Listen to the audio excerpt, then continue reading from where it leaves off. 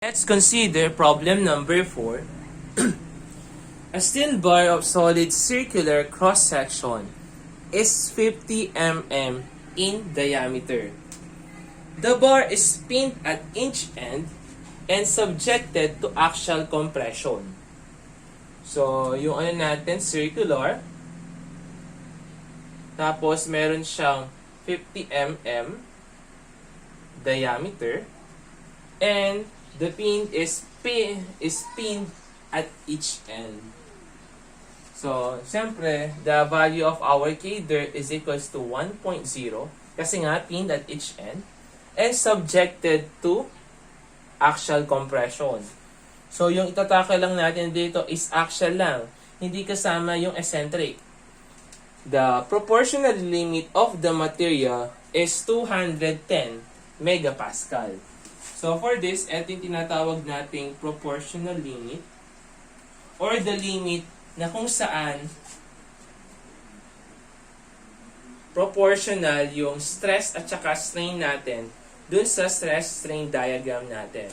And also, we have the modulus of elasticity natin, which is the slope of our stress-strain diagram, which is equal to 200 gigapascal.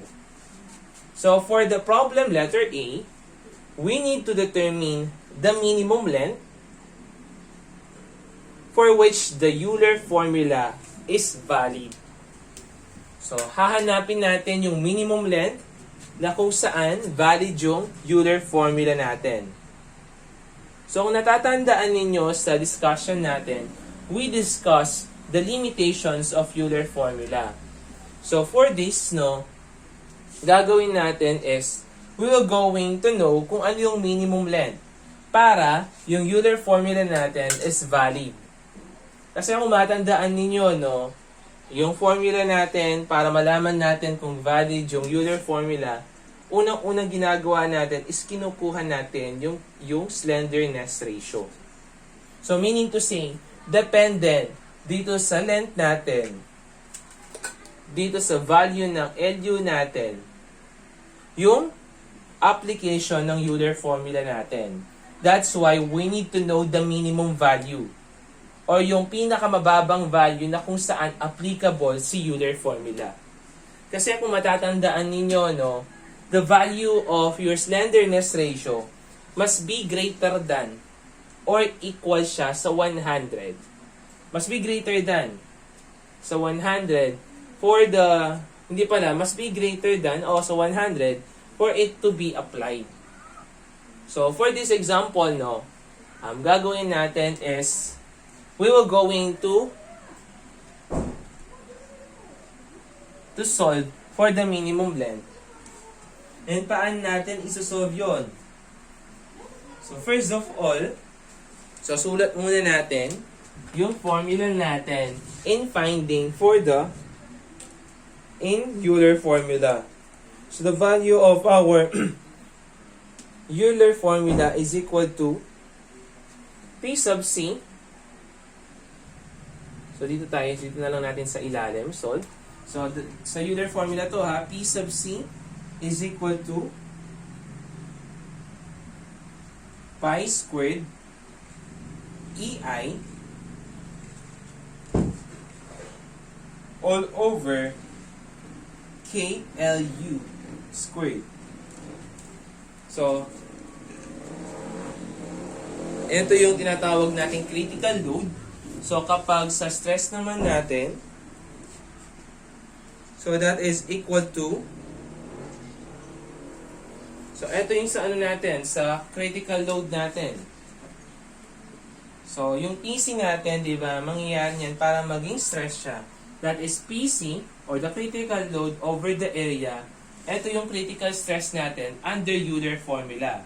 So, para makuha natin yung minimum length, etong stress natin using the critical load, that must be equal to the proportional limit. So, for this example, the value of your proportional limit is equal to 210 megapascal. Wherein yung value naman ng area natin, we can calculate that kasi makukuha natin yung value ng cross-section natin sa column natin. So, for the value of your PC. So, PC is equal to, so yung area muna natin, pi over 4, the value ng diameter natin is equals to 50 squared multiplied by the proportional limit of 210 megapascal. So, makukuha na natin yung value ng PC natin, which is equal to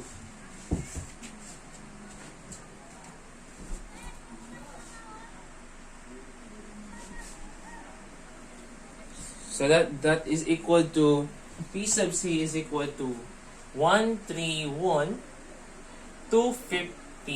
pi. So, eto gamitin natin dito, hinahanap natin is yung value ng L sub U natin. Meron na tayong P sub C, meron na tayong E, meron na tayong K. Yung I na lang yung kulang natin. So, since it is a circular, so the value of your I is equal to pi over 64 multiplied by d raised to the 4th. So, pi over 64 multiplied by 50 raised to the 4th. So, you will have a value of 3067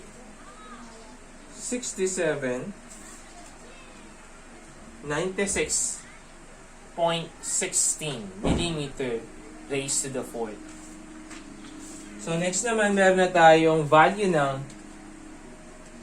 PC natin, meron na tayong value ng I natin. We can now calculate for the value of your L sub U.